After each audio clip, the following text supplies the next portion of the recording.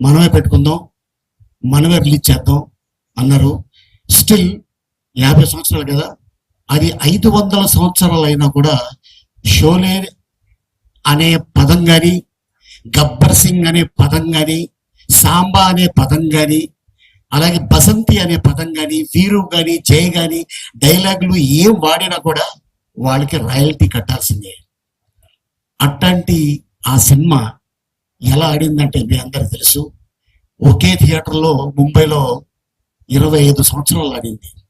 ఆ తర్వాత డిడిడిఎల్ ఆడింది, దిల్వాలే దునియా లే జాయేంగే, షారుఖ్ ఖాన్. తర్వాత ఈ కలేజా సినిమా టీవీలో నా 2 పిల్లలు ఒక 100 సార్లు చూసి ఉంటారు. ఈ సినిమా 100 సార్లు. ఈ సినిమా వస్తుంటే ఇంకా వేరే ఛానల్ మార్చరు, ఇదే చూస్తూనే ఉంటారు. వీళ్ళు నవ్వుకొని ఎందుకంటే దీంట్లో ఉన్న అద్భుతమైన ఒక సీన్స్. ఈ రోజు కూడా చాలా మంది ఎక్కడన్నా వెళ్తుంటే, చాలా మంది జెంట్స్ కాదు, లేడీసే, సరే వాళ్ళకి ఇంట్లో ఉందా, ఉందమ్మా, బాగానే ఉంది అది. సో అట్టగా చాలా మంది చెప్తూ ఉంటారు. ఎక్కడికి వెళ్ళినా, ఏ కంట్రీ వెళ్ళినా కూడా, సార్ కలేజా సార్ మేము ఇన్నిసార్లు చూసాం, కలేజా ఇన్నిసార్లు చూసాం, మా ఇంట్లో చాలా ఇష్టం ఈ సినిమా అంటే అని చాలా మంది చెప్తుంటే నిజంగా ఒక యాక్టర్కి చాలా ఆనందం వేస్తుంది.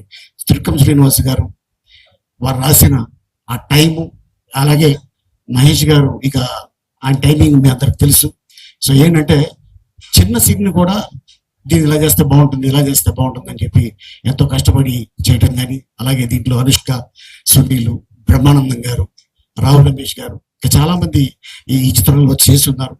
అండ్ ఈ రోజున మళ్ళీ ఇది రిలీజ్ అంటుంటే నాకు రిలీజ్ లా లేదు, ఏదో మధ్యలో సడన్ గా వీళ్ళు సినిమా తీసేసి రిలీజ్ చేస్తున్నారేమో అన్నట్టు నాకు అనిపిస్తుంది తప్ప ఇదేదో 14